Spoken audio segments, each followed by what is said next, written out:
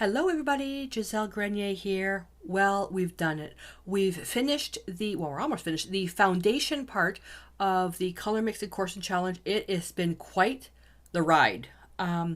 This video now, we are creating our current limited palette after everything we learned. If you remember when you first started the course, you had to create a benchmark color wheel. A color wheel with the paints that you had right now. Now, unfortunately, the paints I have right now are the ones I'm using now, or the paints I was using when I started are the paints I'm using now. But your color wheel will look very different. So you're going to take your benchmark color wheel. You basically do this with it. Okay?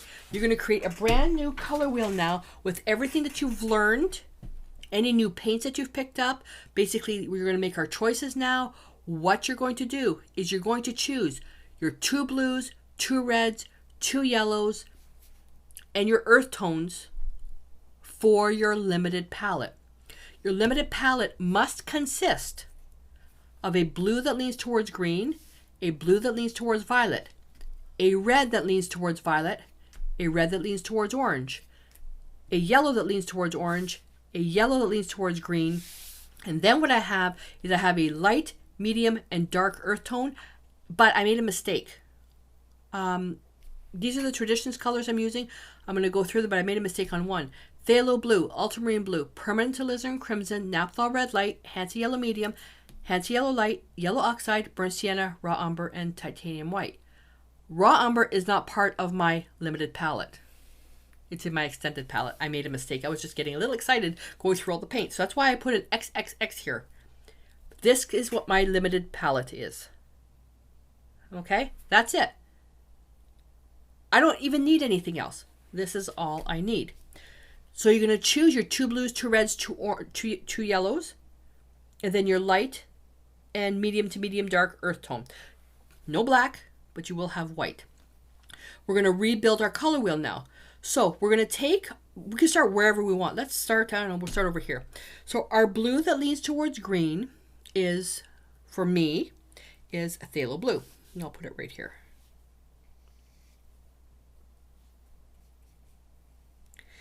And now we have to ask ourselves these questions. Is it light? Is it dark? Is it bright? Is it dull? Is it opaque? Is it transparent? And where does it sit on the color wheel? You ask yourselves a question before you put that down. And we're going to add white so we can see the true underlying color.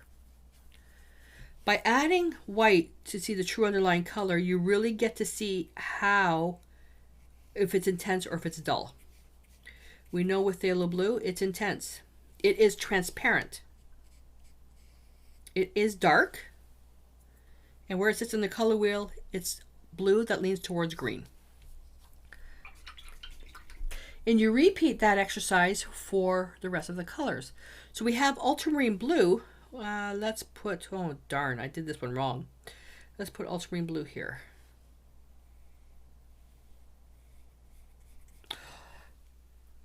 Can you just figure out what I did wrong with my brush? Too much water. Ultramarine blue. Blue that leans towards violet. It's transparent. Semi-transparent. They're all semi-transparent. Well, mostly all transparent. Semi-transparent, semi-transparent. I think Paranoid Orange is the only one that's truly transparent. Yeah, and then these are all opaque. So Paranoid Orange is the one that's fully transparent, but that's in my extended palette. If I can see through it, I call it transparent. Okay, and then we'll add white to see the true underlying color so you can really see where it sits on the color wheel.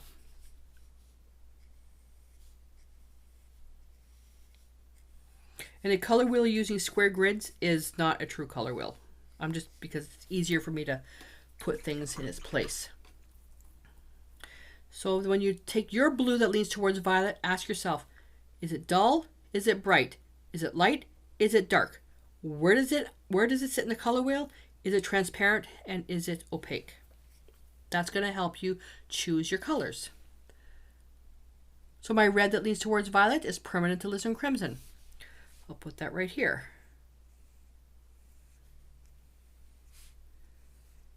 Semi-transparent. It's intense.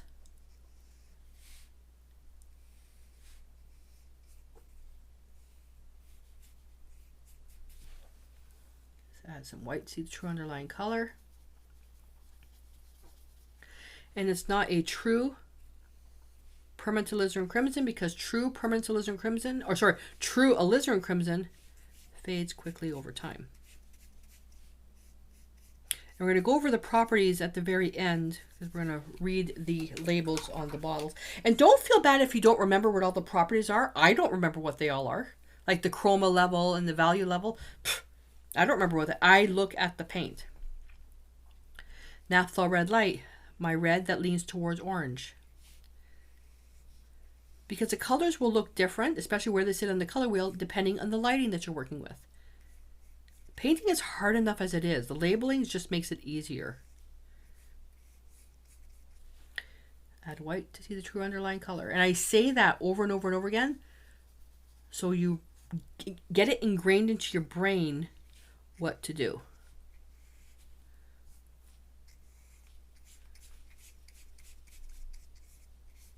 Okay. Handsy yellow medium, my yellow that leans towards orange.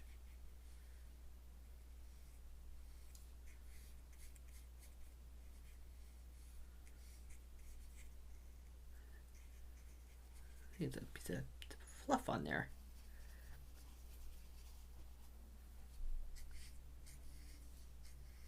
Oops, I think I picked up some red there. My brush wasn't clean. Uh-oh. Bad girl. My brush wasn't clean.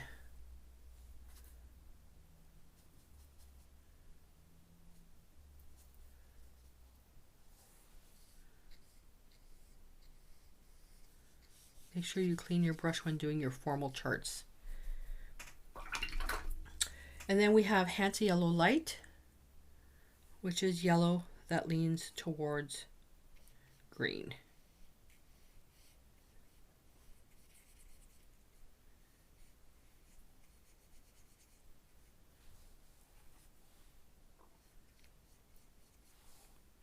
And add white.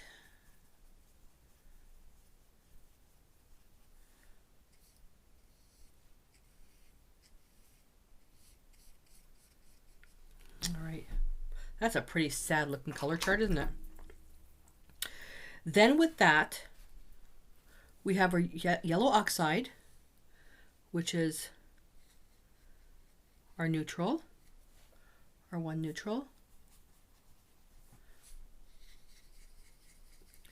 Yellowish orange. And then we have burnt sienna, which is yellowish red. Add white. And then we just have titanium white in the middle. You can't get away from not using that. All right. So let's go through the properties. So we basically have two reds, two blues, two yellows. They're primary colors. Which do we use when we're making our mixes? That's where we went through the whole exercise, because depending on what red you use, what blue you use, what yellow you use, what yellow you use, you'll get different mixes because where they lean on the color wheel. A red that leans towards violet and a blue that leans towards violet will give you a different violet than if you were going to use a red that leans towards orange and a blue that leans towards violet. You'll also get a different violet if you use a red that leans towards orange versus a blue that leans towards green. So a good experiment is to take your red that leans towards orange, your red that leans towards violet, your blue that leans towards violet, and your blue that leans towards green. Use those four colors and get violet out of all of those. You'll take these two, you'll take these two, you'll take these two, you'll take these two. So you get four different violets. Okay? And then same thing with the green.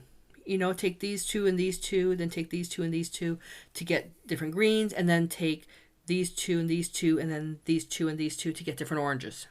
Just to see, and that actually would be a good video to show that. Okay, maybe that'll be an idea. Okay, so properties. Now, remember what we have to ask? Lighter or darker, brighter or duller, opaque or transparent, and where it sits on the color wheel. So phthalo green, so phthalo blue, where chroma is the highest number. This is 11.2, which is very intense. Value, where if we look at black, this is the best way to compare it when I compare it to black. Chroma on black is 0.1, so chroma on phthalo blue is 11.2. So the higher the number, the better. Value-wise, the lower the number, the darker it is. So phthalo blue is 3.2, so it's pretty dark. Okay?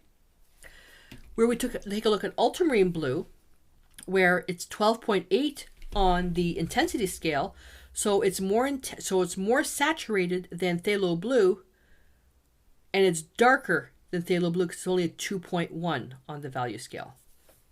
Okay. Permanent alizarin crimson is a 9.5 on the chroma scale, the intensity scale.